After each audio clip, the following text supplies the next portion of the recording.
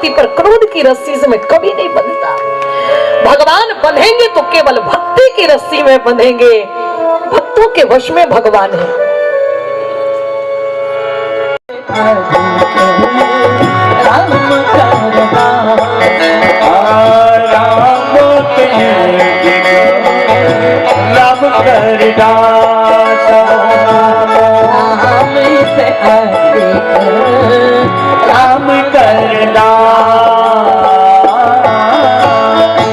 भगवान केवल भक्ति में, भक्ति की पकड़ में ही रहते हैं। भगवान भक्त के वश में है। भगवान मैया यशोदा जी गई, हम नहीं कह रहे, बाबा ने लिखा। श्री महाराज दशरथ जी ने कौशल्या को भेजा। बाबा कहते कौशल्या जब हो रहने कौशल्या जब बोलन जाए, कौशल्या जब बोलन जाए भैया, कौशल्या जब बोलन जाए, ठुमुक ठुमुक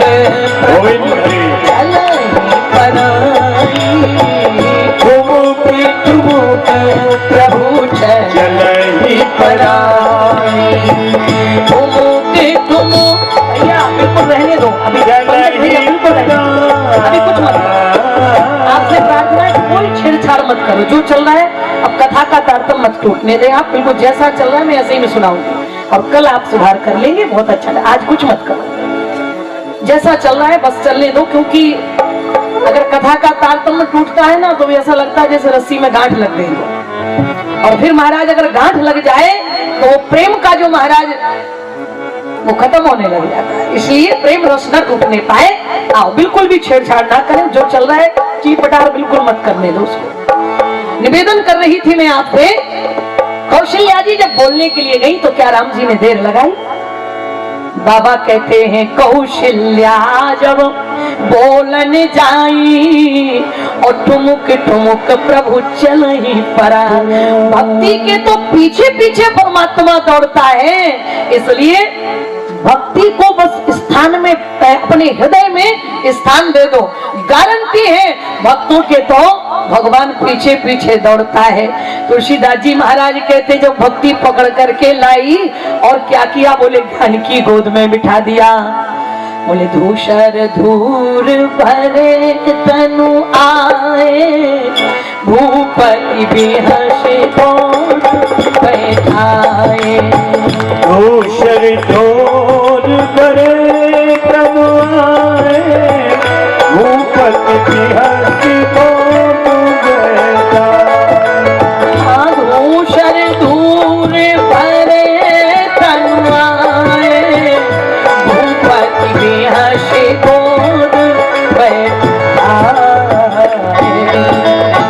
कहते महाराज भूपति बेहस गोद बैठाए।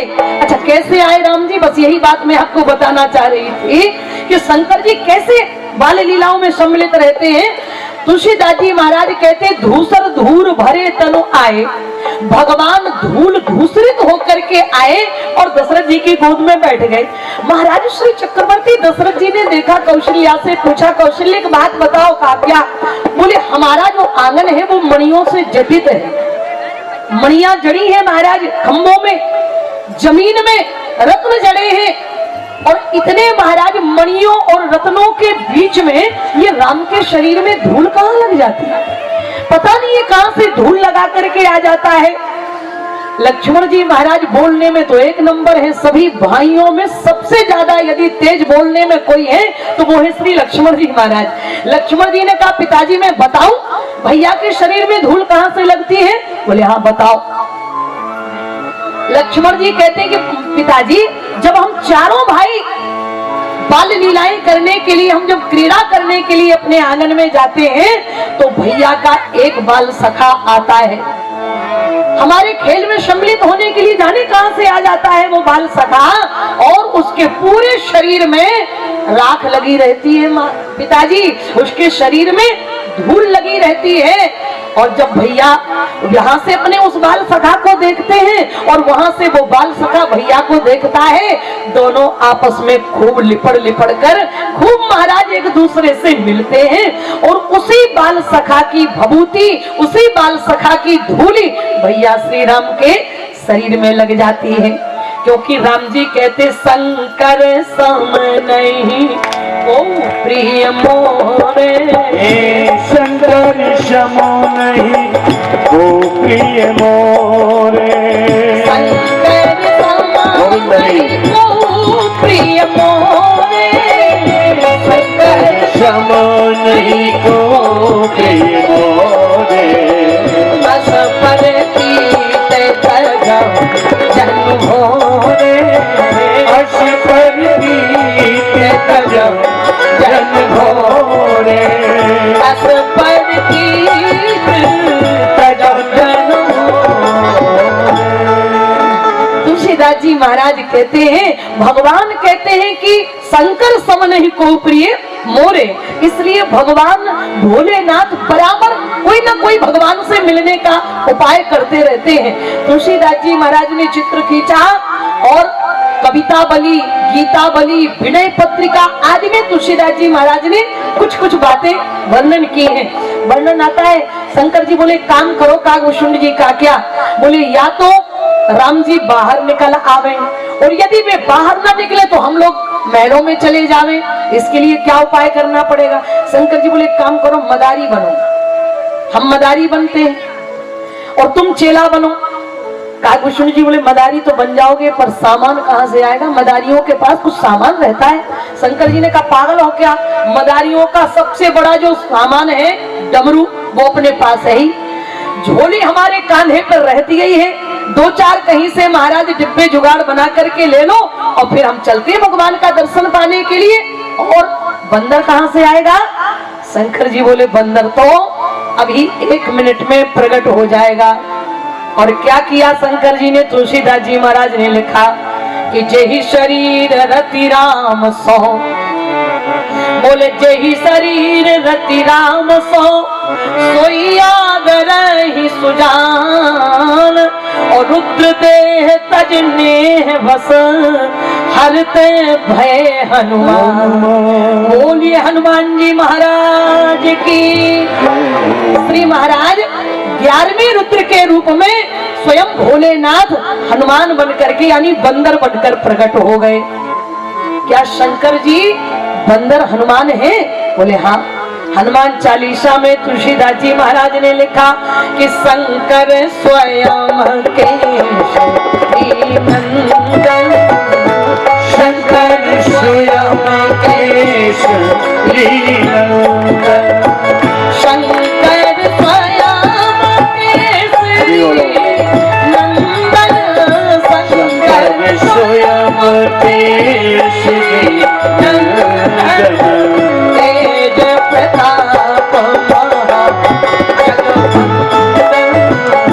तेज प्रताप महाजगवंदन, तेज प्रताप महाजगवंदन। शंकर स्वयं केशरी नंदन, तेज प्रताप महाजगवंदन। 11वें रुद्र के रूप में श्री हनुमान जी बंदर के रूप में बढ़िया व्यवस्था बन गई। कागभूषण जी बोले चलो। और जैसे शंकर जी ने जरा सा डमरू बजाया, अयोध्या के जितने बच्चे थे डमरू की आवाज सुनकर सब इकट्ठे हो गए। बाबा जी क्या करते हो? कहा बंदर का नाच दिखाते। बच्चों ने कहा कि चलो हमारे घर के सामने खूब बड़ा मैदान है वहीं पर दिखाना। शंकर जी बोले वहां नहीं दिखाएंगे। बोले फिर? बोले हम तो मैया कौशल्या के राजमहल के आसपास खेल दिखाएंगे। क्यों? क्योंकि शंकर जी ने कागभूषण जी से कहा कि हम केवल खेल खेलने नहीं आए या हम किसी को खेल दिखाने नहीं आए हैं, हम तो खेल के माध्यम से परमात्मा को देखने आए हैं। किसी खेल के माध्यम से भगवान का दर्शन मिल जाए। बोलो ये जो उपाय है ये क्या है? ये परमात्मा से मिलने का एकमात्र साधन है। ये जो हम लोग हर वर्ष करते हैं ना, 5 दिन के लिए हो। आदरणीय श्री चाचा जी शिव कुमार जी कह रहे थे कभी वो समय मिलेगा कि हम लोग 7 दिन 9 दिन कथा। हमने कहा कि अरे ये कोई बड़ी बात नहीं है, सत्संग के लिए तो एक घड़ी आधी घड़ी, बोले एक घड़ी आधी घड़ी आदो में पुनियाद, तुलसी संगत साधु की हरे कोटि अपराध।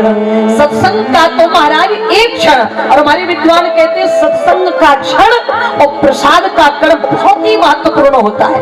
लेकिन ये जो माध्यम बनाया गया है ये कोई एंजॉय करने की महाराज व्यवस्था नहीं है, क्षमा करिएगा, कोई मन बहलाने का साधन नहीं है, ये केवल मात्र परमात्मा से जोड़ने और परमात्मा से मिलने का एकमात्र साधन है। विद्वान गाते हैं, आपने सुना, मैं सुनाऊंगी नहीं, मैं तो कथा सुना रही हूं आपको, लेकिन विद्वान गाते हैं कि मेरे राम जी से मिलने का, मेरे श्याम जी से मिलने का सत्संग बहाना है, मेरे राम जी से मिलने का, मेरे श्याम जी से मिलने का सत्संग बहाना है, मेरे राम वाले वो दुनिया वाले क्या समझे ये रिश्ता पुराना है, ये दुनिया वाले क्या समझे ये तो रिश्ता पुराना है, राम जी से मिलने का सत्संग बहाना है, राम जी से मिलने का केवल एक सत्संग बहाना ये सीढ़ी है महाराज, बिन सत्संग विवेक न होई और राम कृपा बिन सुलभ न सोई। जब सत्संग में आओगे तो यहाँ विवेक मिलेगा। पूछा वहां फिर विवेक से क्या होगा, बोले हो ये विवेक मोह भ्रम भागा और तब रघुनाथ चरण अनुरागा। अनुराग से क्या होगा, बोले मिल ही न रघुपति बिन अनुरागा और किए जोग तप ज्ञान विरागा। इसलिए लिखा अयोध्या में ढूंढा उसे, मथुरा में ढूंढा है, अयोध्या में ढूंढा उसे, मथुरा में ढूंढा है। लेकिन डोंबिवली के सत्संग में राम कथा के पंडाल में मेरे प्रभु का ठिकाना के मंडप में मेरे राम का ठिकाना है, ओ दुनिया वाले क्या समझे ये तो रिश्ता पुराना है, दुनिया वाले क्या समझे ये तो रिश्ता पुराना है, ओ राम जी से हरि बोलो मिलने का सत्संग बहाना है। राधे श्री राधे गोविंद हरि हरि बोल।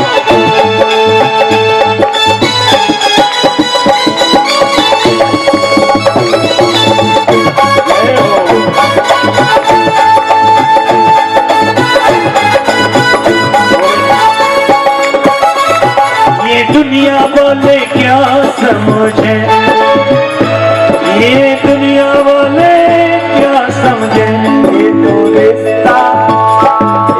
रिश्ता पुराना है, राम जी से ये श्याम जी से मिलने का सत्संग बहाना है, राम जी से मिलने बहाना है केवल रख दिया। और काल विष्णु जी बोले कि भगवान से शंकर जी से खेल शुरू करो। शंकर जी बोले कौन से हमारे बाप दादाओं ने खेल दिखाए हैं, हमें कोई खेल आता है क्या? तो कागभूषण जी बोले फिर काय के लिए मदारी बन के आए जब तुम्हें खेल आता ही नहीं है। शंकर जी बोले भैया हमें पता है कि जब मदारी खेल दिखाने के लिए आता है ना तो खेल बाद में दिखाता, पहले डमरू बजाता है। तो अगर डमरू बजाने में ही भगवान बाहर आ गए महलों के तो खेल दिखाने की जरूरत ही नहीं पड़ेगी। शंकर जी बोले अपना काम बन जाएगा और जब भगवान मिल जाए तो अपना जीवन धन्य होने में देरी नहीं लगेगी। तो बोले एक काम करो, हम डमरू बजा रहे। कागभूषण जी से कहा तुम गाना गाओ। कागभूषण जी ने कहा हम वो गाना, क्यों भाई क्या बात है? कागभूषण जी ने कहा कि महाराज अगर हमने गाना शुरू कर दिया तो जितने जे बच्चे बैठे जे भग जाएंगे। शंकर जी ने कहा क्यों भगेंगे? क्योंकि कौवा की बोली किसी को अच्छी नहीं लगती। कौवा का को लेते हैं, बोले कौवा का को लेते हैं, कोयल का को देत, बोले मीठे बचन सुनाय के जग बस में करे। कौवा का गाना कभी नहीं सुना होगा आपने, कौवा नहीं गाता, कोयल की वाणी अच्छी लगती है। हाँ, अगर कोयल की कहीं से भी कूक सुनाई दे तो लोगों के मन में आकर्षण महाराज तुरंत कहाँ बैठी है वो कोयल। कोयल की मीठी वाणी सबको पसंद है, पर कौवा काव काव अगर करता होगा ना तो हम लोग मारते हैं भागो यहाँ से, क्या सुर मचा रखा है। शंकर जी बोले नहीं कागभूषण जी, मैं दुनिया के कौवों की बात नहीं करता, लेकिन रामचरितमानस का और जो कौवा मेरे साथ है वो तो इतना मधुर गाता है कि महाराज हंस भी और कोयल भी उस गाने को सुनने के लिए आ जाते हैं। कागभूषण जी ने कहा कहीं गाया है क्या? बोले हाँ, तुलसीदास जी महाराज ने लिखा कि कर पूजा समय अनुराग, कर पूजा समेत अनुरागा, करे पूजा समेत अनुरागा भैया, करे पूजा समेत अनुरागा, मधुर बचन बोले बताना, मधुर बचन बोले तब गागा, मधुर बचन बोले तब गागा। शंकर जी ने कहा रामचरितमानस का कौवा, राम कथा गाने वाला भले कौवा क्यों ना हो, हमारे यहाँ उसकी भी वाणी मीठी हो जाती है। मज्जन फल पे किए तत काला, मज्जन फल पे किए तत्काला, मज्जन फल पे किए तत काला, मज्जन फल पे किए तत्काला, आँख होई पिक बक मराना, आँख होई पिक बक मराना, आँख होई पिक बकहु मना। भगवान की कथा की विशेषता है कि अगर भगवान की कथा, भगवान के गुणानुवाद, भगवान के भजन गाने वाला, चाहे कर्कश वाणी रखने वाला कौवा ही क्यों ना हो, उसकी भी वाणी मधुर होने में देर नहीं लगाती। शंकर जी बोले भैया इसलिए तुम्हें दुनिया के लिए नहीं गाना है। बोले फिर भगवान के लिए गाना इसलिए शुरू करो। कागभूषण जी बोले ठीक है अगर आप कह रहे हैं तो गाना गाते हैं। शंकर जी ने डमरू बजाया और जब शंकर जी डमरू बजाने लगे कागभूषण जी गाने लगे। कागभूषण जी ने कहा कि महाराज अगर आप कहते हैं कि अगर कौवा की वाणी सुंदर है और मधुर है तो मैं अवश्य गाऊंगा। और तुलसी हमारे यहाँ के एक बड़े अच्छे संत विद्वान हुए श्री विनीत जी महाराज, उन्होंने लिखा रीत विनीत सो कौतुक सो रची और गीत भुसुंड जी गावन लागे। कागभूषण जी महाराज गाने लगे। आपका आदेश है तो परमात्मा के लिए मैं अवश्य गाऊंगा। मोह आने मिलो भगवान, क्योंकि तुलसीदास जी महाराज ने रामचरितमानस में लिखा है कागभूषण संग हम दो और मनुज रूप जाने नहीं को, परमानंद प्रेम सुख फूले और बीथन फिरई मगन मन भूले। कई दिनों से कागभूषुंड जी और शंकर जी भगवान के दर्शनों के लिए लालायित घूम रहे हैं, इसलिए प्रार्थना करने लगे, मुझे आने मिलो भगवान, बहुत दिन बीत गए। मुझे आने मिलो भगवान, बहुत दिन बीत गए। आप सभी लोग यदि गा सकते हैं तो हमारे साथ गाइए, क्योंकि हम सब लोग भगवान से मिलना चाहते हैं। कोई है ऐसा यहाँ पर जो भगवान से न मिलना चाहता हो? तो हम सब लोग प्रार्थना करें कि हे ठाकुर जी, हमारे दिल में भी आपसे मिलने की बड़ी बेचैनी है, कभी हमारे ऊपर भी ऐसी कृपा करना। मोहे आने मिलो भगवान, बहुत दिन बीत गए। मुझे आने मिलो भगवान, बहुत दिन बीत गए। प्रार्थना करें, राधा के अखियन के तारे, राधा की अखियन के तारे, मेरे भी बन जाओ सहारे, मेरे भी बन जाओ सहारे, मेरे भी बन जाओ सहारे। गीतों के भगवान बहुत दिन बीत गए। भक्तों के भगवान बहुत दिन बीत गए।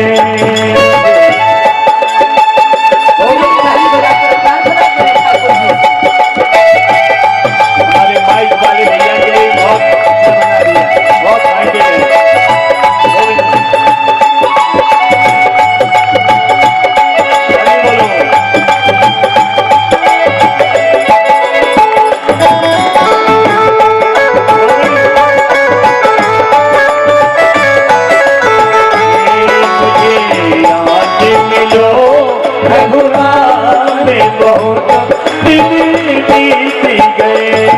प्रार्थना है प्रभु, मुरली वाले मुरली बजा जा, मुरली वाले मुरली बजा जा,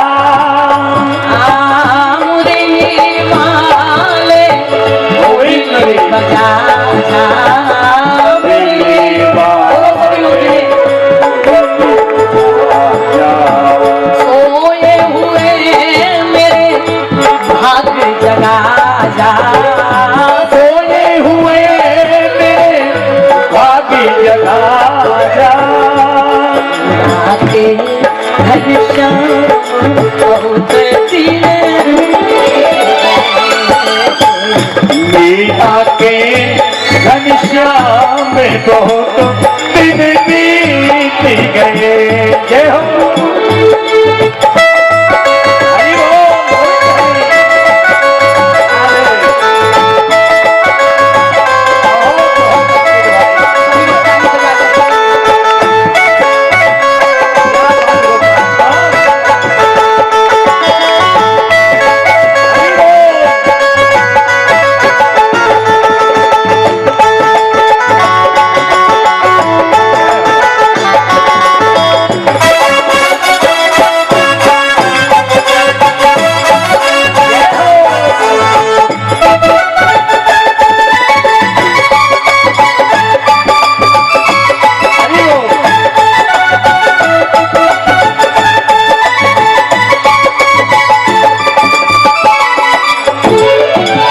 मुझे आनंद मिलो भगवान बहुत दिन बीत गए। मुझे आनंद मिलो भगवान बहुत दिन बीत गए। प्रार्थना है, मैं पता नहीं वृंदावन आ पाऊं, अयोध्या आ पाऊं या ना आ पाऊं, लेकिन प्रभु आपसे प्रार्थना है, मनु मंदिर में रास रचा जा मन मंदिर में रास रचा जा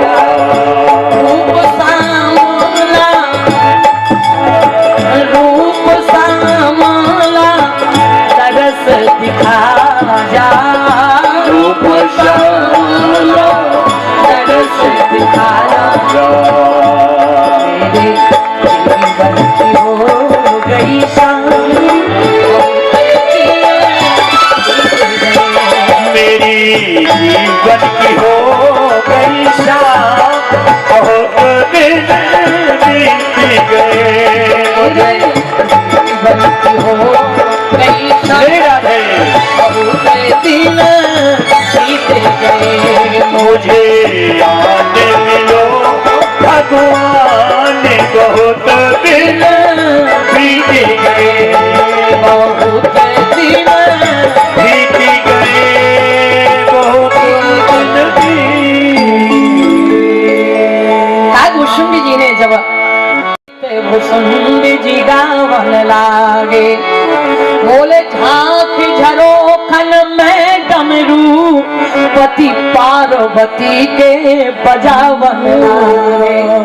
शंकर जी ऐसे झरोखों में झांक रहे हैं और ऐसे वही की तरफ और ज्यादा आवाज के भगवान के कान में डमरू की आवाज पड़े और भी बाहर आने के लिए जिद करे तो सेवक रामलला को लेकर चारों भाइयों को लेकर के बंदर का नाच दिखाने बच्चों को जो है बंदर का नाच बड़ा प्रिय लगता है।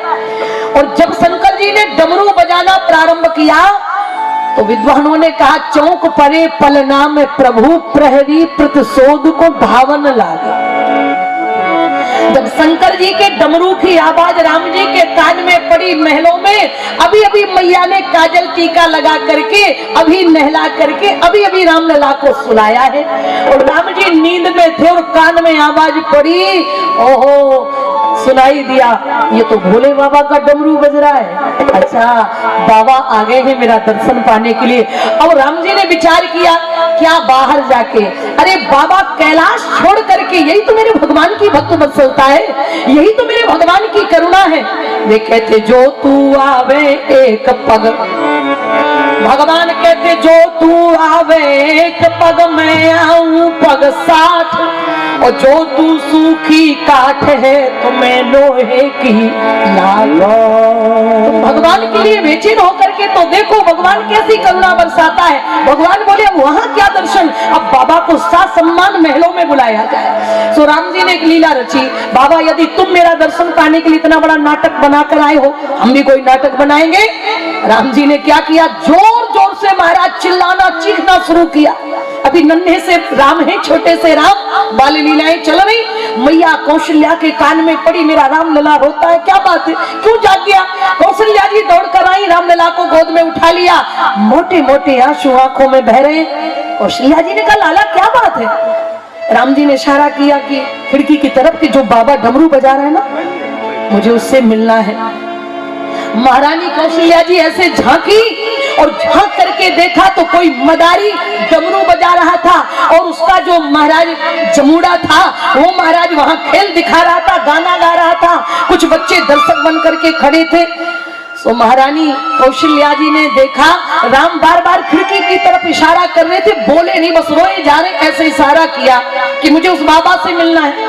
और महारानी कौशल्या जी ने जब झांक करके देखा तो इशारा उल्टा समझ गई। महारानी कौशल्या जी समझी कि रामलला कह रहे हैं कि मैया मैं तो चैन से सो रहा था पर इस बाबा ने ऐसा डमरू बजाया कि इसकी आवाज सुन करके मेरी नींद खुल गई। और बच्चा अगर आधी नींद में जग जाए तो रोते हैं कि नहीं रोते। अब महारानी कौशल्या जी राम जी का इशारा गलत समझने लगी। महारानी कौशल्या डांटने सेवकों से कहा जाओ भगवान को ये कौन आ गया किसी हरे गहरे नथु खैरे का मकान समझ रखा है कैसे आगे बिना दे हटाओ इनको यहाँ से।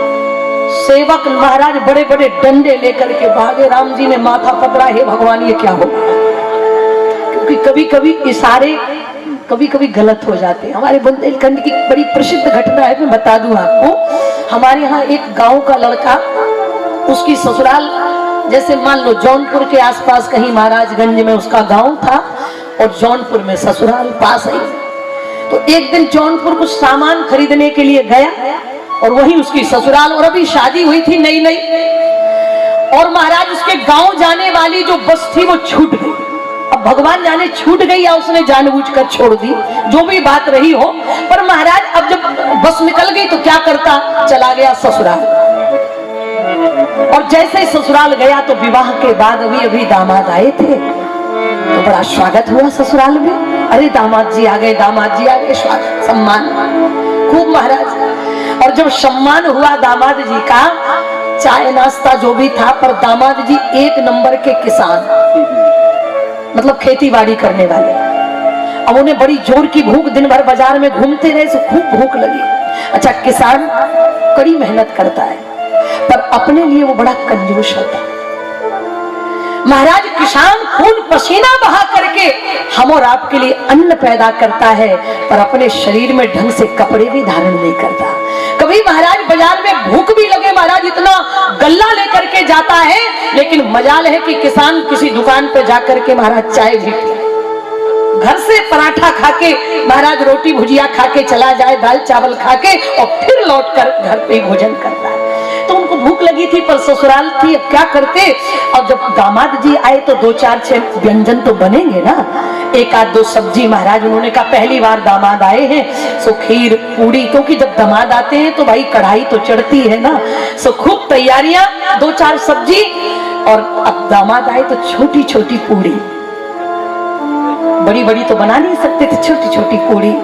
अब उनकी पत्नी ने स्वयं तैयारी करी, और ऐसी जगह, पहले एक मर्यादा थी हमारे यहाँ, अब तो हम लोग काफी आगे निकल गए, लेकिन एक जमाना था कि जब हमारे मायके में यदि हमारा पति आता था तो बेटी घर से बाहर नहीं निकलती थी, अपने माँ, अपने पिता, अपने बड़ों चाचा आदि के सामने अपने पति से बात नहीं करती थी, मिलती नहीं थी।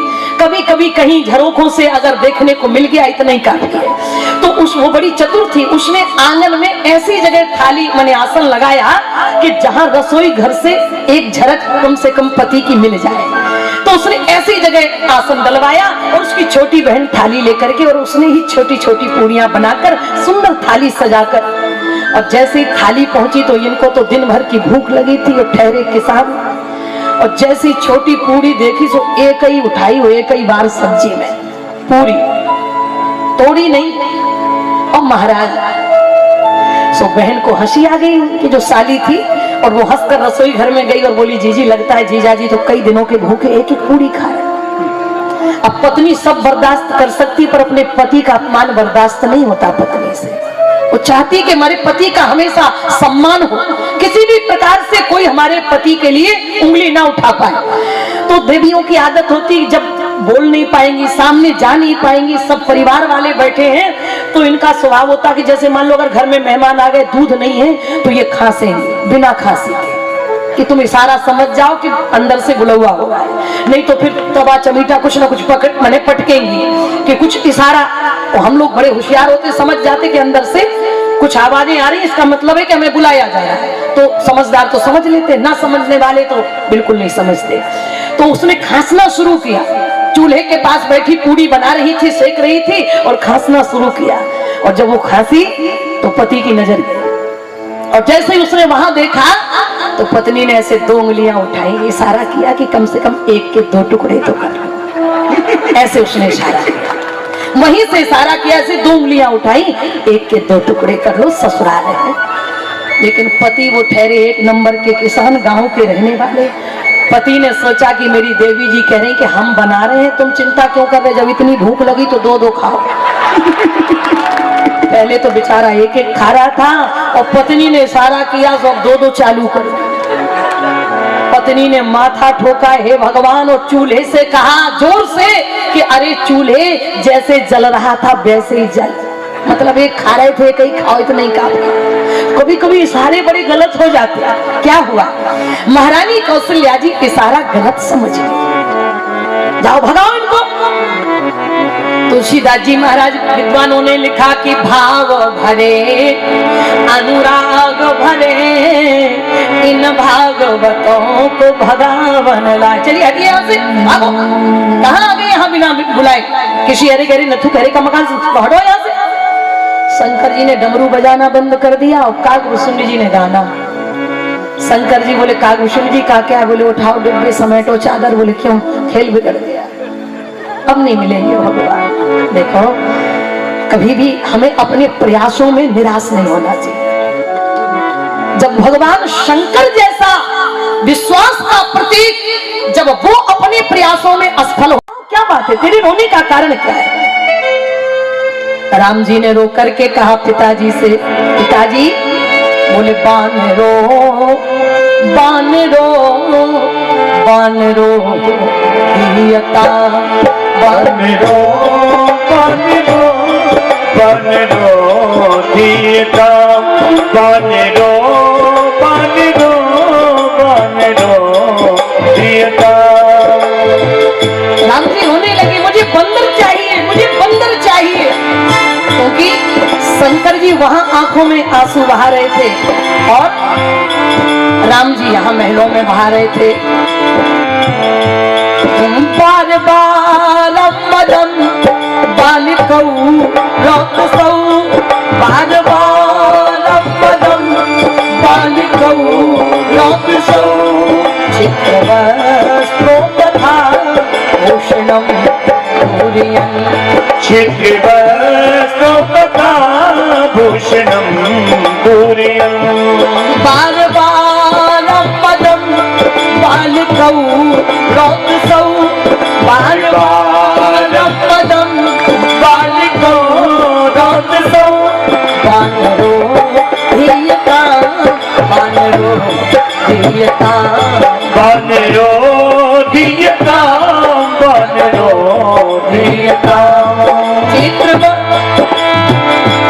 बाष्प में त्रोलुठन मातरो बोधियन, बाष्प में त्रोलुठन मातरो बोधियन, बानरो धियता बानरो धियता बानरो धियता बानरो धियता। क्षेत्रवस्त्रो तथा क्षेत्रवस्त्रो तथा भूषणम दूरियं, क्षेत्रवस्त्रो बानरो धियता बानरो धियता बानरो धियता बानरो धियता। राम जी ने रो करके पिताजी से कहा कि पिताजी बंदर चाहिए मुझे, मुझे बंदर चाहिए। आपको पता है बालहट, राजहट, त्रियाहट, साधुहट ये हमारे यहाँ बड़ी प्रसिद्ध हैं। वो दशरथ जी ने कहा कि मेरा लाला बंदर के लिए रो रहा है। जाओ सेवकों से कहा जहां भी जैसे भी जितने बंदर एक से एक मिले, पर राघव के मन एक न भायो। बोले लई है कपीवा कंचन वर्ण, जो लाए मदारी ने द्वार नचायो। राम जी ने कहा पिताजी इन बंदरों में से मेरी पसंद का एक भी बंदर नहीं। बोले फिर? बोले कंचन वर्ण, जो अभी महाराज श्री हनुमान जी महाराज का शरीर कैसा है? अतुलित बल धामम हेम शैलाभदे हम धनुजबन कृशानम ज्ञानी नाम ग्रगण्यम। वे महाराज स्वर्णमय हैं। राम जी ने कहा अभी अभी जो कनक जैसा चमकने वाला, सोने जैसा चमकने वाला जो बंदर अभी नाच दिखा रहा था ना, मुझे वो बंदर चाहिए। बोले रोवे झिझके, खूब रोए राम जी आंखें मलमल के। बोले रोवे झिझके पटके अपने पग, अंजन नैन कपोलन छायो। हम तो नहीं है कपीवा कंचन वर्ण, जो लाए मदारिन द्वार नचा। बोले भाव भयो तो वही रघुनाथ को, जब नी को लला अंजनी को बुला। दशरथ जी ने कहा जाओ भैया देखो। सेवक दौड़ करके गए, यत्र महाराज खोज होने लगी उस बंदर की। और जब खोजने के लिए गए तो देखा कि सरयू के तट पर शंकर जी और कागभूषुंडी जी बैठे और बंदर हेम शैलाभदे हम बस आंखों में आंसू बह रहे थे। मिले जाओ राम तरस रही अखियां, मिले जाओ राम तरस रही अखियां, मिल जाओ राम तरस रही अखियां, मिल जाओ राम।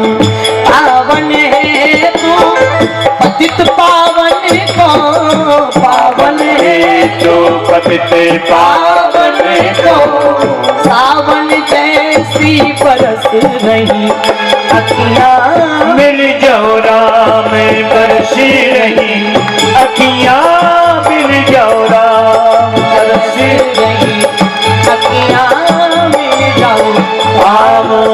पावन है तू पतित पावन को, पावन है तू पतित पावन को, सावन जैसी बरसी रही अखियां, मिल जाओ राम बरसी रही अखियां, मिल जाओ राम तरस रही अखियां, मिल जाओ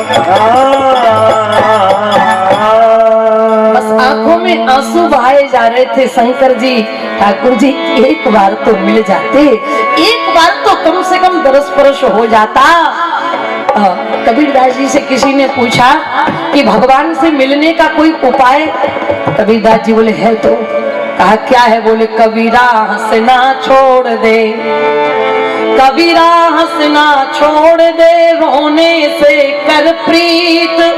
बोले बिन रोए कत पाइया, प्रेम प्यारा में, प्रेम प्यारा में। कबीरदास जी बोले अगर भगवान से मिलना है तो रोना शुरू कर दो भगवान के लिए। शंकर जी रोए तो भगवान रो रहे। सेवकों ने जाकर के निवेदन किया, महाराज गजब कर दिया। बोले क्यों?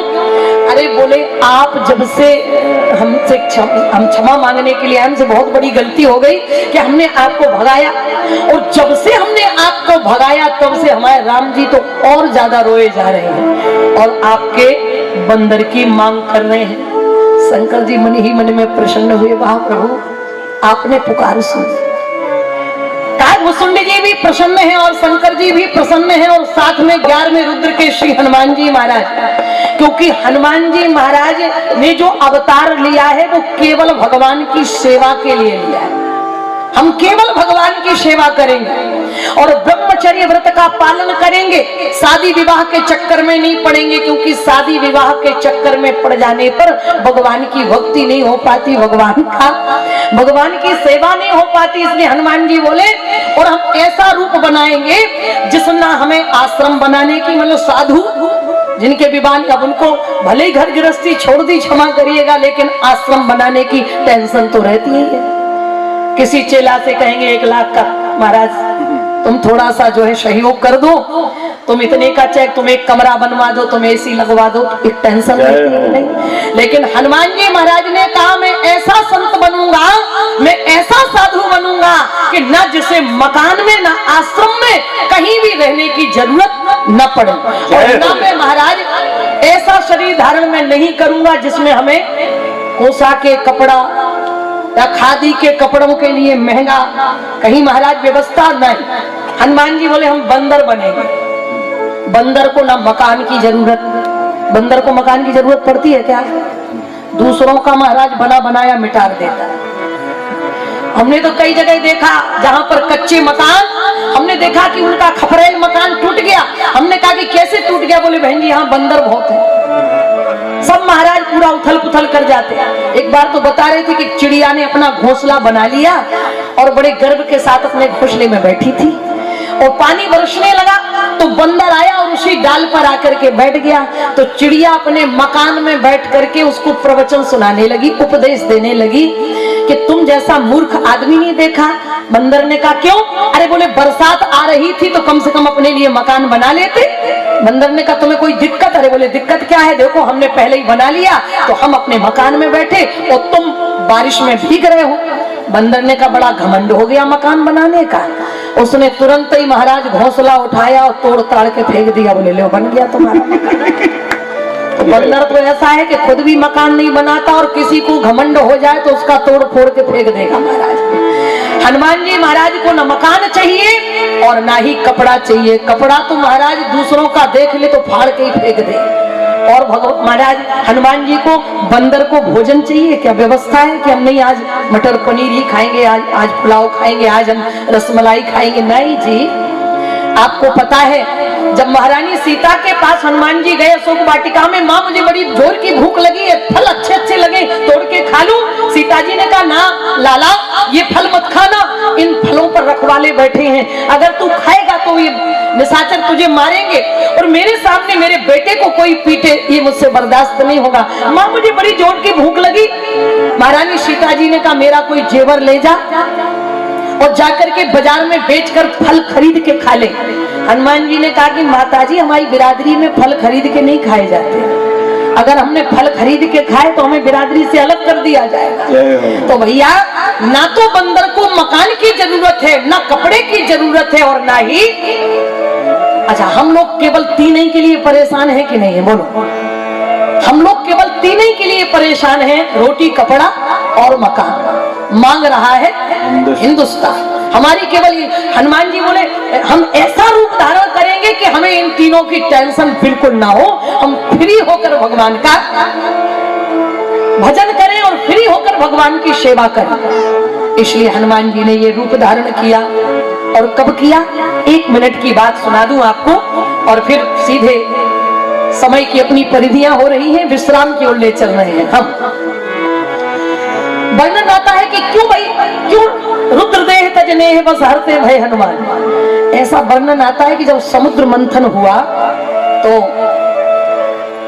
निकलना तो अमृत था, लेकिन अमृत नहीं निकला, जहर निकल गया। और जब जहर निकला तो भगवान शंकर को पिला दिया गया, सबको पता है कहानी।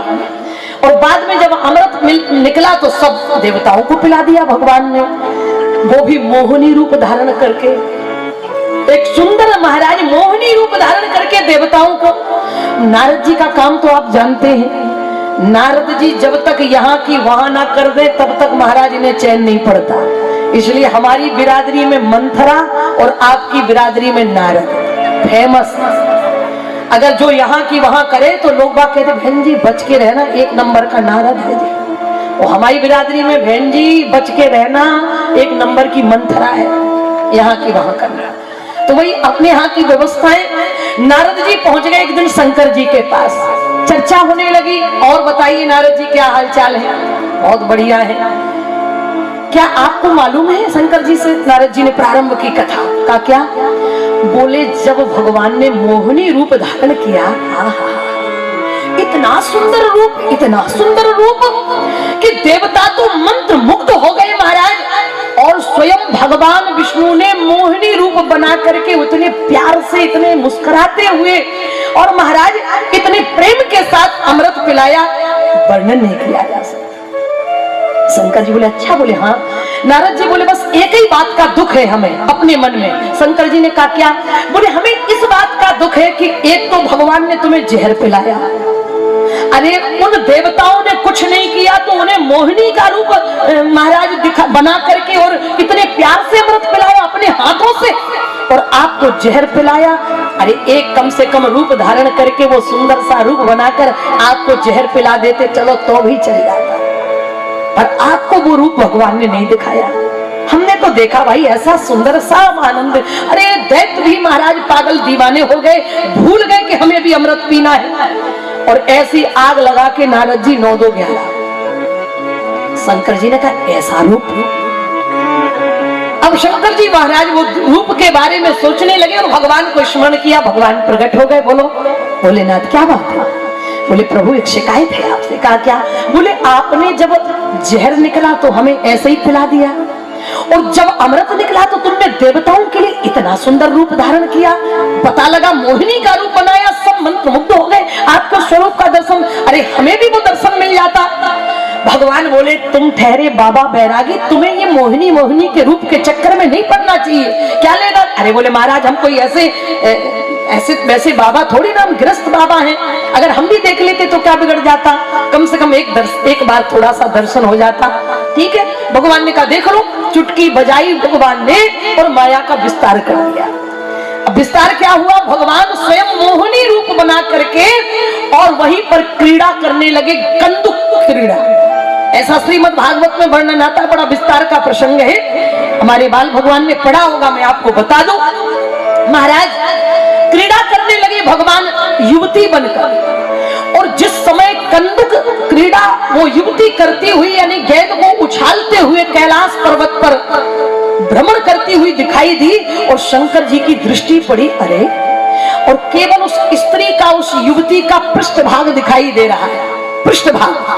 शंकर जी ने देखा कि जब पृष्ठभाग इतना सुंदर है, मुखमंडल कितना सुंदर होगा। शंकर जी खड़े हो गए, उसका मुखमंडल की गेंद लेकर, एक बार इधर की तरफ तो आवे, लेकिन वो स्त्री गेंद लेकर के कैलाश की तलहटी में जाने लगी। शंकर जी उसके स्वरूप को देखने के लिए बेचैन हो गए और उसका पीछा कर दिया, और ज्यों-ज्यों शंकर जी उस युवती का पीछा करते, त्यों-त्यों वो युवती आगे बढ़ती चली जा रही है। अब कितने आगे निकल गए शंकर जी को होशो हवास नहीं, कितनी दूर लेकर के युवती चली गई कोई पता नहीं। और जब महाराज ज्यों-ज्यों वो दूर जाती, त्यों-त्यों शंकर जी के मन में उसके दर्शन की लालसा। श्रीमद् भागवत बड़ी मर्यादाएं हैं अपने महाराज शास्त्रों की। शंकर जी ने जैसे ही उस युवती का हाथ पकड़ा, और हाथ पकड़ते ही वो स्वयं भगवान विष्णु के रूप में प्रकट हो गए।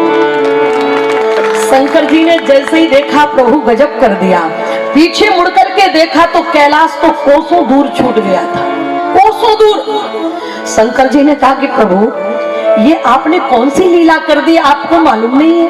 मैं आपके स्वरूप को देखने के लिए भूल गया कि मैं कितना दूर तुम्हारे पीछे पीछे चला आया, और जब लोग बागों ने देखा होगा तो मेरी तो वैसे भी बदनामी है पूरी दुनिया में कि मैं भांग के नशे में डूबा रहता हूँ। महाराज ऐसे ऐसे गाने बनाए कि पार्वती जी कह रही है कि मैं तुम्हें छोड़कर चली जाऊंगी, भांग नहीं पीसूंगी और ये नहीं करूंगी, तो मुझे तो लोगों ने वैसे ही बदनाम कर रखा है। और निश्चित दुनिया वालों ने यही सोचा होगा कि बाबा ने भांग ज्यादा पी ली, नशा बढ़ गया, इसलिए किसी युवती के पीछे भाग रहा है। आपने तो हमें मुख दिखाने के लायक नहीं रखा। भगवान बोले तुम्हारा ही मन था कि हम दर्शन तो हमने दिखा दिया मोहिनी का रूप। शंकर जी बोले अब तुमने तो दिखा दिया, लेकिन हम अब दिखाने के लायक अपना मुंह नहीं बचे। और शंकर जी ने वही एक बट का वृक्ष देखा और उसी की खोल में समाधि लगा करके भगवान के भजन में डूब गए। बोले मुझे लौट के ही नहीं जाना, नहीं तो दुनिया वाले यही कहेंगे ये वही बाबा था, एक युवती के पीछे भाग रहा था नशे में। और कहीं अगर पार्वती को खबर लग गई तो फिर हमारी खैर होने वाली नहीं। शंकर जी ने समाधि लगा ली। अब नारद जी को तो कोई कथा प्रकट करनी है ना, इसलिए नारद जी पार्वती जी के पास गए। माता जी अकेली, बाबा कहाँ है? और सब किया धरा इन्हीं का था, कहाँ है बाबा? पार्वती जी बोली नारद बाबा का तो कई महीनों से अता पता नहीं। अरे कई वर्ष, माने कई महीने? अरे कई महीने नहीं, मुझे तो लगता कि वर्ष बीत गए, बाबा का आता ही पता नहीं। नारद जी ने धीरे से कहा कि कहीं दूसरा घर तो नहीं बसा लिया? पार्वती जी बोली कैसी बातें कर रहे हो नारद, मेरे पति मेरे अलावा किसी दूसरे की तरफ आंख उठाकर देखने वाले हैं?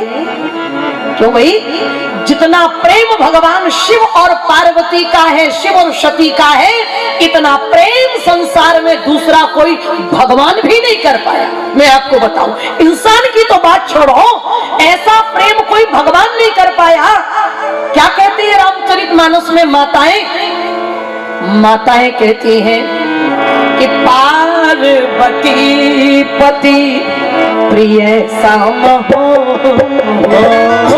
पार्वती पति प्रिय सम हो, पार्वती पति प्रिय सम हो,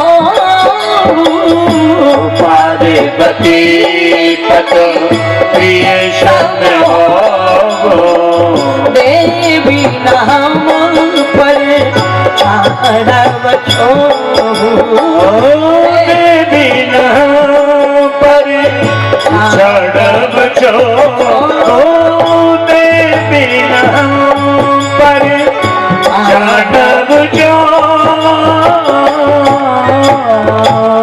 क्या कहा देवियों बोले पार्वती पति प्रिय सम हो।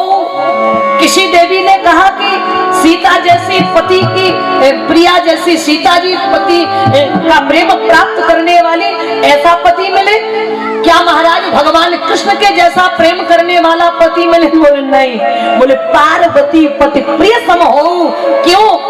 बोले राम जैसा प्रेम करने वाला पति अपनी धर्म नीति और अपनी राजनीति का निर्वहन करने के लिए अपनी गर्भावस्था में रहने वाली पत्नी का त्याग कर सकता है राम। और भगवान कृष्ण महाराज अपनी 16,108 रानी प्रेम राधिका जी से इतना प्रेम किया जिसका वर्णन नहीं किया जा सकता। लेकिन समय आने पर भगवान कृष्ण राधिका को छोड़कर वृंदावन चले गए। और कितनी दूरी थी? मथुरा वृंदावन की केवल मात्र ज्यादा से ज्यादा 10 किलोमीटर की दूरी है महाराज। लेकिन इतनी दूरी भी भगवान कृष्ण ने फिर कभी तय नहीं करी। और जिसके महाराज जिसकी 16,100 रानियां पटरानियां कोई पत्नी चाहती कि उसकी 100 हो गए, शंकर जैसा। जब महारानी सती अपने शरीर को योगाग्नि में जलाकर राख कर लेती हैं, तो भगवान शंकर अपनी पत्नी से इतना प्रेम करते हैं कि अपनी पत्नी का मरा हुआ शरीर अपनी छाती से लगाकर इतना वियोग और इतने विकल हो जाते हैं कि अगर भगवान विष्णु ने महारानी सती के शरीर के 52 टुकड़े ना किए होते तो धरती पर प्रलय आ जाता। इतना महाराज वियोग हुआ भगवान शिव को अपनी पत्नी के मरने का। और कहते पत्नी के मरने के बाद उनका मुंड अपनी माला में पिरोकर अपनी छाती से लगा लेते हैं। ऐसे भगवान शंकर हैं, अपनी पत्नी से प्रेम करने वाले शंकर जी से महाराज ये उम्मीद कभी पार्वती मैया नहीं कर सकती। नारद मेरा पति ऐसा कभी हो जो मेरा मरा हुआ शरीर छाती से लगाकर घूमता हो। तो नारद जी बोले फिर कहाँ नारद ढूंढ कर लाओ मेरे पति कहाँ है। नारद जी पहुंच गए। नारद जी को तो सब पता है, 2 घड़ी से ज्यादा कहीं रुकते नहीं है। और जैसे ही नारद जी को पता लगा वहीं पहुंचे जहां खोल में शंकर जी बैठे थे। नारद जी ने बीड़ा बजाई श्रीमन नारायण नारायण नारायण श्रीमन नारायण नारायण नारायण भजमन नारायण नारायण सभी भजमन नारायण नारायण नारायण नारायण नारायण नारायण श्रीमन नारायण नारायण। शंकर जी बोले नारद प्रार्थना है कि तुम जाओ यहाँ से। बोले क्यों? बोले तुम्हें मालूम नहीं है मुझे एक रोग लग गया है नारद, रोग लग गया है मुझे। नारद जी ने कहा कौन सा रोग लगा है? शंकर जी बोले नारद हमें मोहिनी का रोग लग गया है। ओहो, नारद जी ने कहा मोहिनी का रोग? लगाने वाले यही थे ना, मोहिनी का रोग लगा है? बोले हाँ। अब मैं उस रोग से ग्रसित हो चुका हूँ इसलिए मैं वहां निकलने वाला नहीं। नारद जी बोले बाबा चिंता मत करो। बोले क्यों? बोले तुम्हें तो केवल मोहिनी का रोग लगा, हमें तो विश्व मोहिनी का लगा था। तुम्हें तो केवल मोहिनी का, हमें तो विश्व मोहिनी का रोग लगा था। इसकी दवाई हमारे पास बहुत बढ़िया है, बाहर आ जाओ हम बताएंगे। अगर किसी को कुछ भी कोई बीमारी हो, भगवान न करे होवे लेकिन हो जाए, और अगर दूसरा वही बीमारी वाला मिल जाए तो हम डॉक्टर से ज्यादा होशियारी दिखाने लग जाते। बुरा मत मानना। ऐसे कहते अच्छा तुम्हें ये, अरे हमने ये दवाई खाई थी बिल्कुल काम कर गई और हम तो बिल्कुल बहुत, तुम भी खाओ जे वो सुनो ये और कर लेना। ऐसा लगता है कि अब डॉक्टर के पास जाने की जरूरत नहीं पड़ेगी। नारद जी बोले भैया, बोले बाबा बाहर आओ, तुम्हें केवल मोहिनी का रोग लगा, हमें तो महाराज हम तो पूरे 4थे स्टेज पे पहुंच गए थे, हमें तो इतना भयंकर कैंसर हुआ था। बाहर आओ। शंकर जी आए, बोले क्या है इसकी दवाई? बोले बाबा जब हमें विश्वमोहिनी का रोग लगा था तो भगवान ने हमारा इलाज किया था, उपचार किया था। बोले क्या किया था? बोले कपियाकृति, भगवान ने हमें बंदर बना दिया था। विश्वमोहिनी के रोग से बचने के लिए भगवान ने हमें बंदर बनाया। अच्छा, जब नारद जी बंदर का रूप लेकर के जब राजा शील निधि के उस रंग भूमि में गए तो क्या माया ने यानी जो विश्व मोहिनी थी, उसने नारद जी की तरफ आंख उठाकर देखा क्या? अगर आपने रामचरितमानस पढ़ी होगी तो पता होगा, बाबा ने तो लिखा, छोड़ो नारद जी की बात, नारद जी के लाइन में जितने राजा बैठे थे उनकी तरफ भी भूल करके भी नहीं देखा उस कन्या ने।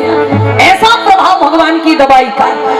बोले जही दिस बैठे,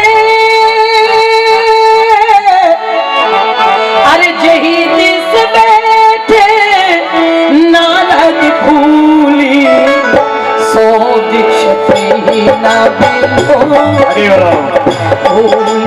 ईशो दीना दिलों के भाव, जही दिस बैठे नारद भूली, ईशो दीना दिलों के भाव,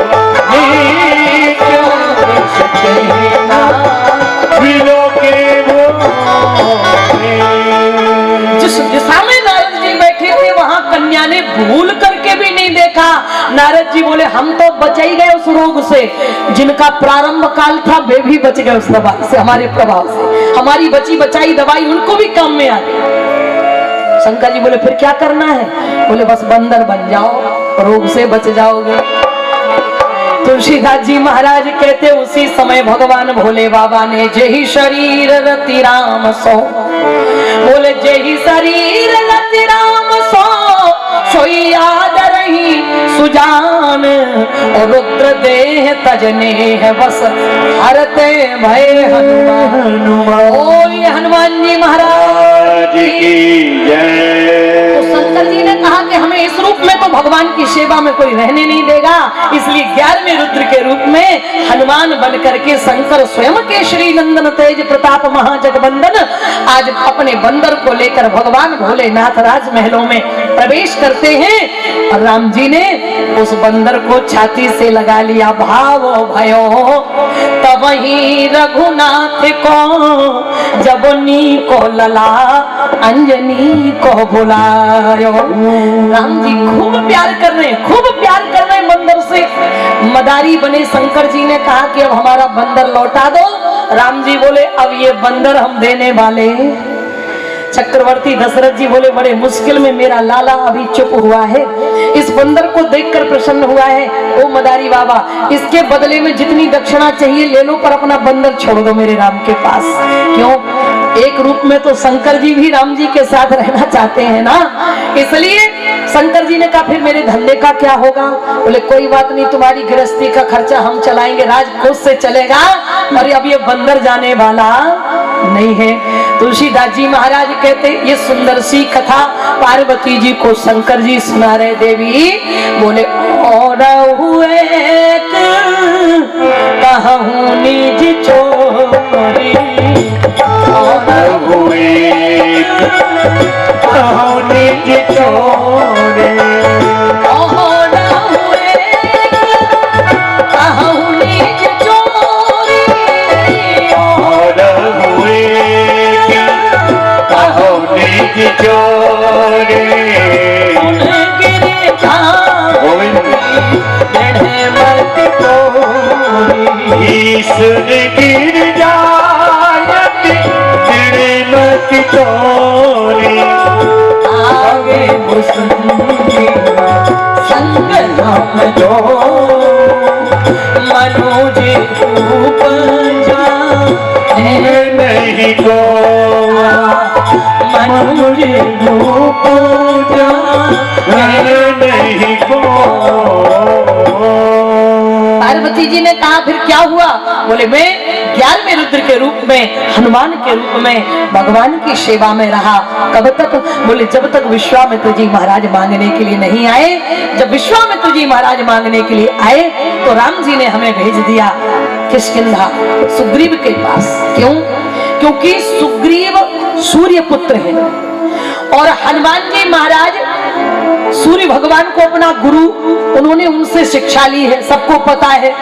और जब श्री हनुमान जी ने सूर्य भगवान से शिक्षा ली तो उन्होंने दक्षिणा के लिए प्रार्थना की कि सूर्य भगवान से कि हम आपको गुरु दक्षिणा में क्या दें।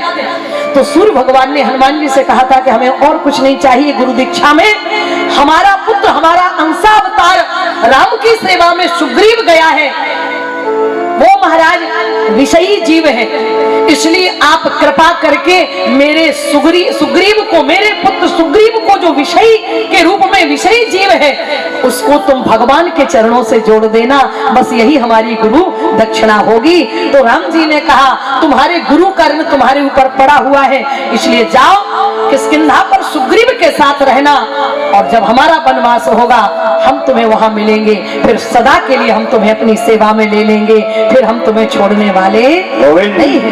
तो हनुमान जी महाराज की फिर मुलाकात श्री राम जी से किष्किंधा पर हुई। जब सुग्रीव को भगवान से मिला दिया, गुरु दीक्षा का कर्तव्य पूरा कर दिया, तब श्री हनुमान जी महाराज शंकर जी सदैव भगवान की सेवा में रहे हैं। ये सुंदर सी कथा पार्वती जी को शंकर जी सुना रहे हैं। पार्वती जी भी आनंदित हैं, गदगद हैं, हम लोग ने भी आनंद लिया।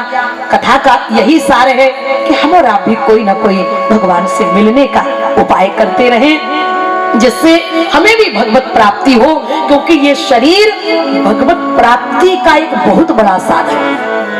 बाबा ने कहा साधन धाम मोह कर द्वारा, साधन धाम मोह कर द्वारा, साधन धाम मोह कर द्वारा, साधन धाम मोह कर द्वारा, पाई न दे हरि ओम। दादाजी गजरी कर लो कि समारा,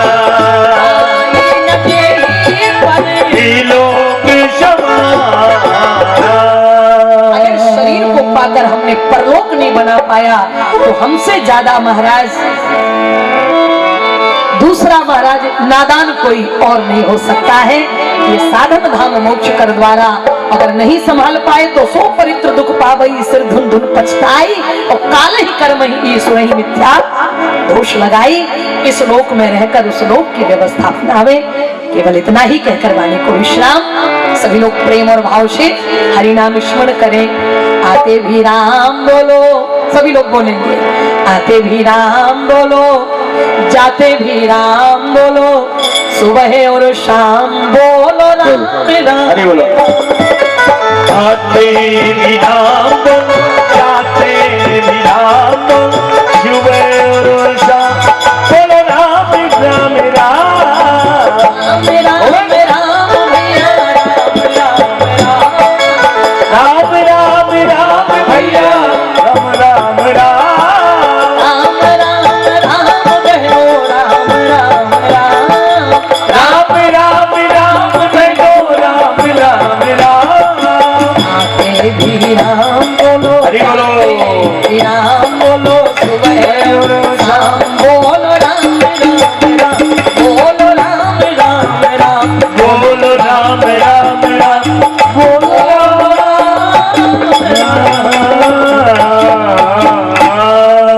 बोलिए श्यावर रामचंद्र भगवान की जय, उमापति महादेव की जय, श्री हनुमान जी महाराज की जय, यज्ञ भगवान की, जय, भक्त श्रोताओं की, जय, दानदाताओं की, जय, कार्यकर्ताओं की, जय। ओम नमः पार्वती पते हर हर हर महादेव हर। आगे की श्रृंखला हमारे परिवार को भगवान भोलेनाथ धन और धान्य से हमेशा परिपूर्ण रखे। कुछ अतिथि देव भोग की परंपरा है जो कि हमारे समाज के धरोहर हैं, वो सभी आए हुए हैं, उनका स्वागत करेंगे हम लोग। आज के प्रथम महिला अनुराधा सोलंकी हैं जो कि 80 साल की उम्र है और वो पंडित राम इस न्यू लॉर्ड इंग्लिश मीडियम के आप कार्यरत हैं इस उम्र में भी।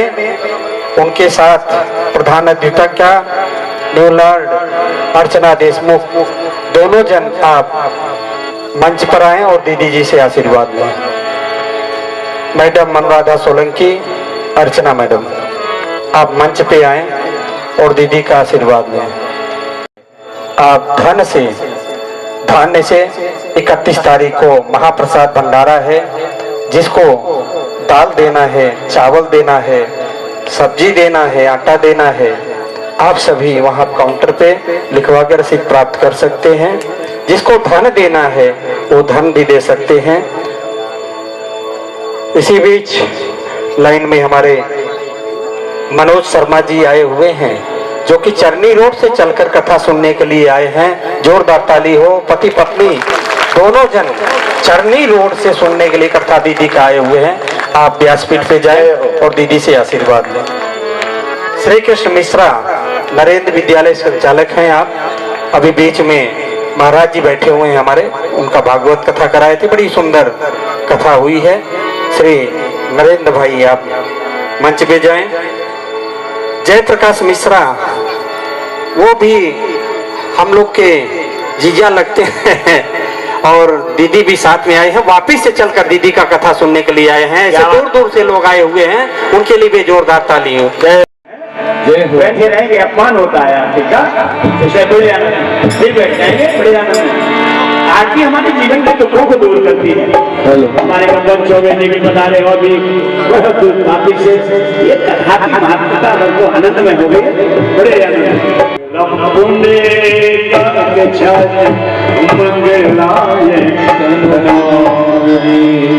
बड़े आनंद से गाएंगे मेरे। अपने नाम दिए आरती उतारो रे सखी, अपने नाम दिए आरती उतारो रे सखी, अपने नाम दिए आरती उतारो रे सखी, अपने नाम दिए आरती उतारो रे सखी, बहुआ नाम दिए आरती उतारो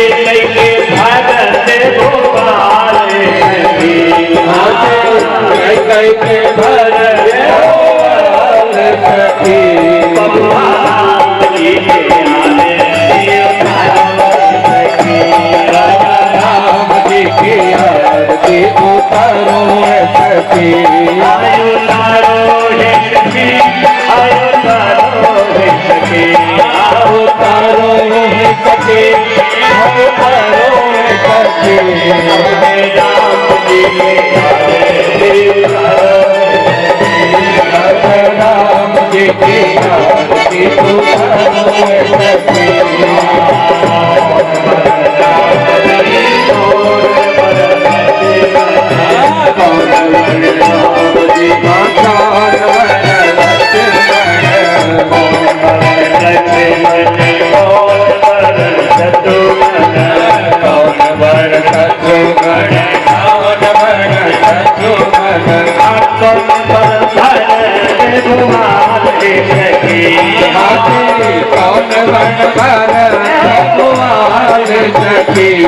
अपने राम जी के आरती उतारो रे सखी, अपने राम जी की आरती उतारो रे सखी, अपने श्याम जी के आरती उतारो रे सखी, अपने राम जी की आरती उतारो रे सखी, अपने भोले जी की आरती उतारो रे सखी, अपने भोले जी की आरती उतारो रे सखी। आनंद श्री रामायण जी के कीर्तन चलन श्री गीता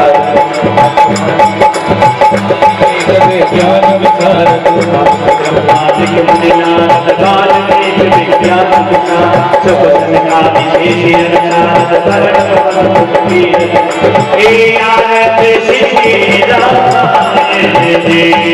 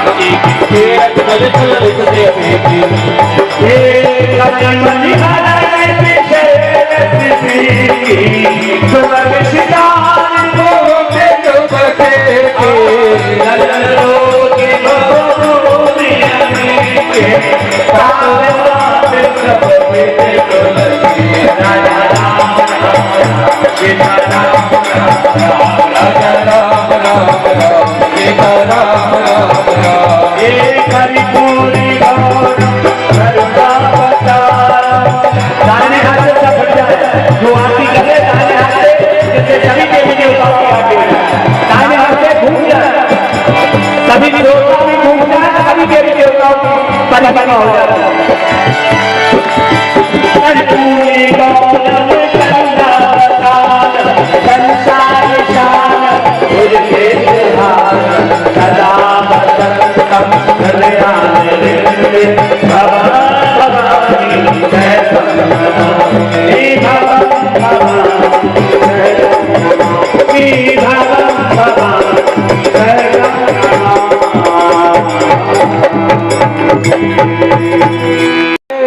देवी देवताओं की जय, जननी मातेश्वरी की जय, श्रोता समाज की जय, दान देने वालों की जय हो, प्रसाद बंटवाने वालों की जय हो, और श्रोताओं को कथा सुनवाने वालों की जय हो।